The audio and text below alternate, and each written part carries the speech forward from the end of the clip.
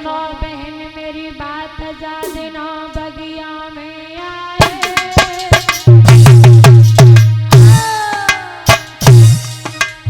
अरे जा दिना बगिया में आए, मेरे सोने भैया घाट बहन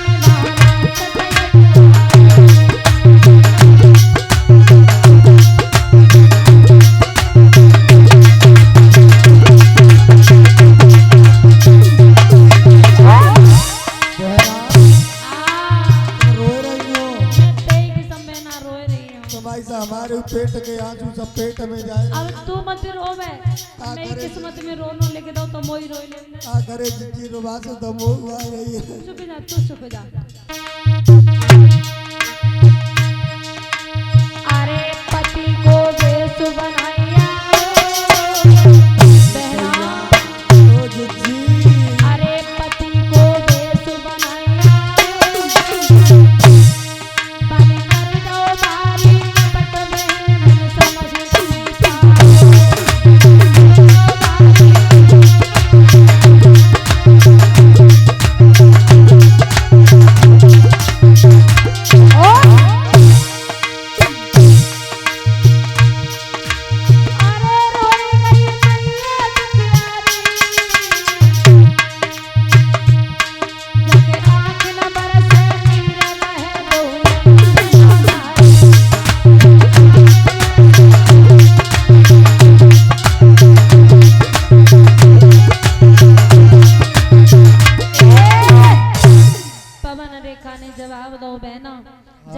बगिया में गए बादल मेरे साथ बड़ो बुरो भयो। अच्छा आज बाई कामी पुरुष का ये बेटा है तो मैं इस बेटा को गोद नहीं खिलाना चाहती। मैं चाहती हूँ कि तू इस बेटा को मेरी नजरों से ओट कर दे।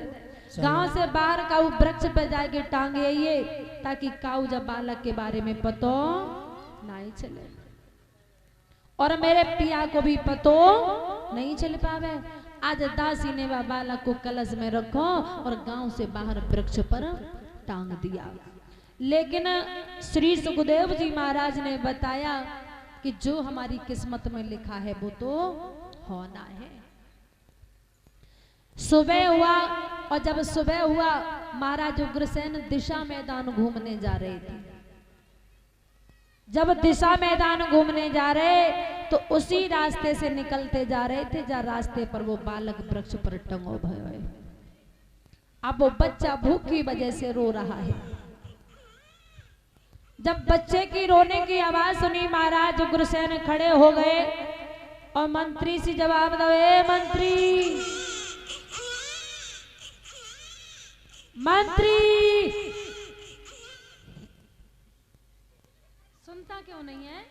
संत का महाराज मोदी जी मालूम पर रही कोई ऊपर चांदनी के ऊपर ठाड़ उठे रहो। हाँ तो चांदनी के ऊपर दिखाई दे रहा हूँ, मैं नहीं दिखाई दे रहा हूँ। हाँ का कह रहे महाराज?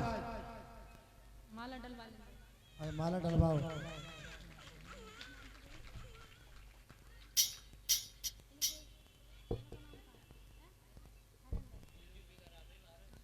और ये हरेंद्र भैया की धर्मपत्नी है।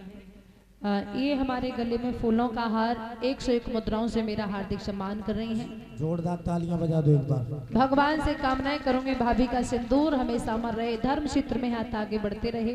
परमात्मा से यही आशा और कामना है। बोलिए गोविंद भगवान की। ठीक है।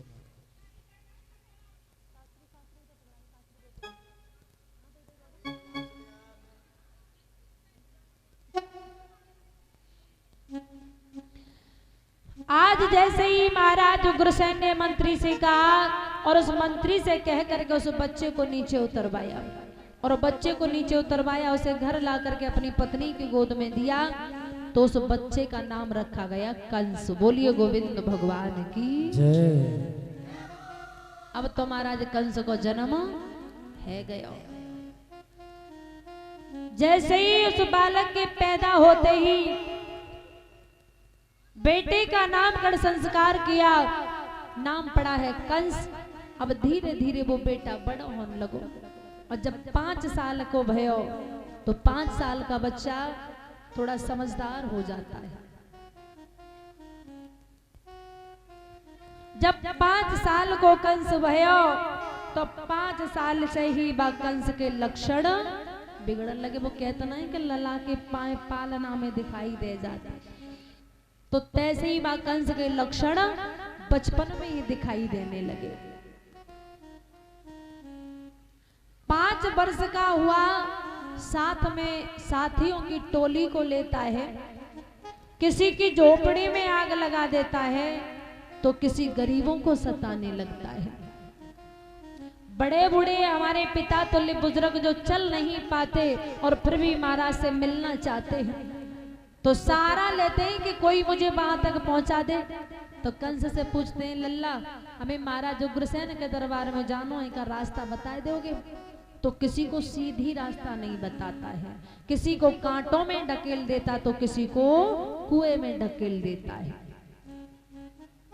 यहां तक है कि वो कंसराज अपने साथियों को भी नहीं चूकता है। 5 वर्ष का हुआ है,